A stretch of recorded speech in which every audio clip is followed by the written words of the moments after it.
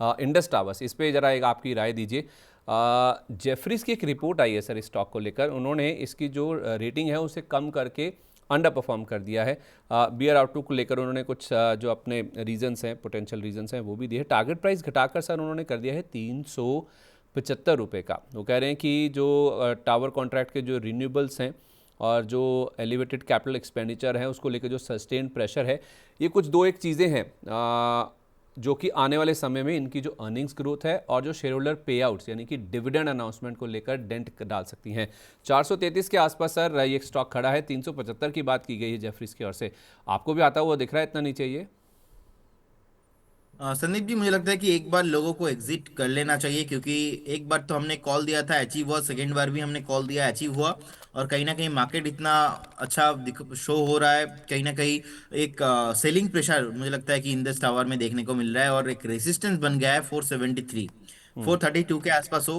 फिर से आपको 385, 395 बिल्कुल दिखा सकता है। तो मेरे हिसाब से अभी शॉर्ट टाइम में एक बार आपको एग्जिट हो जाना चाहिए। अगर किसी का प्रॉफिट चल रहा है तो प्रॉफिट बुकिंग कर लेना चाहिए। और किसी का अगर 450-60 के आसपास का बाइंग है, क्योंकि ये जो अप ट्रेंड चल रहा था उसको सस्टेन हो नहीं पाया, तो मेरे हिसाब से एक बार एग्जिट होना बहुत इंपॉर्टेंट है। ठीक है। अगर सर किसी को रहना ही है इस स्पेस में या फिर टेलीकॉम स्पेस में रहना ही है, मैं आपसे वोडाफोन आइडिया नहीं पूछ रहा हूँ, मैं आपसे पूछ रहा हूँ कि भारती एयरटेल या फिर भारती हेक्साकॉम, क्या ये विकल्प हो सकते हैं? डेफिनेटली, लेकिन उससे पहले और एक कॉल आ रहा है। कंपनी का नाम रहा है स्कीपर। स्कीपर में मुझे लगता है कि करेंट जोन से 401 के आसपास का प्राइस चल रहा है स्निप जी। मुझे लगता है कि करेंट जोन से बाय करना चाहिए। इसमें आपको टारगेट ऑलमोस्ट 412, उसके बाद 420, 420 तक ये मूव आपको आते हुए दिखाई देंगे। एक स्टॉप लॉस आप यहाँ पे 386 के लेवल पे मेंटेन कीजिए। करंट जोन से हम बाय करके जा सकते हैं।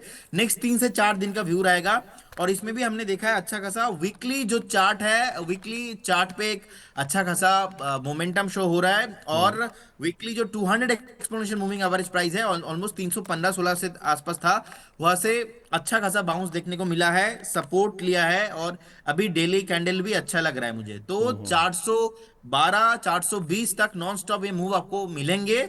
एक स्टॉप लॉस मेंटेन कीजिए एंड बने रहिए, फ्रेश बाय करके जाइए। ठीक है। भारतीय हेक्साकॉम या भारतीय एयरटेल में से कोई विकल्प हो सकता है सर इसका, इंडस टावर्स का? ऑब्वियसली भारती एयरटेल अच्छा लगता है। भारतीय एक्साकॉम भी बढ़िया है। भारतीय एक्साकॉम में थोड़ा लिक्विडिटी का थोड़ा इशू है। भारतीय एयरटेल बहुत बढ़िया स्टॉक है। भारतीय एयरटेल बाय करने का सलाह रहेगा। और भारतीय एयरटेल बाय अगर कर रहे हो तो डेफिनेटली रिलायंस की तरह 2 से 3 साल का व्यू आपको लेके चलना चाहिए। अच्छा, हेक्साकॉम नहीं, मतलब भारतीय ज़्यादा बढ़िया है, एयरटेल? देखिए, दोनों स्टॉक ही बाय करेंगे तो पैसा नहीं बचेगा आपके पास, तो किसी एक को चूज कीजिए। अगर आपको थोड़ा शॉर्ट मूव, एकदम स्विंग मूव चाहिए तो भारतीय एक्साकॉम। और अगर आपको थोड़ा लीडर्स के साथ रहना है, ब्रांड के साथ रहना है, भारतीय एयरटेल। अब आप देख लीजिए ये आप पे आप क्या करना है।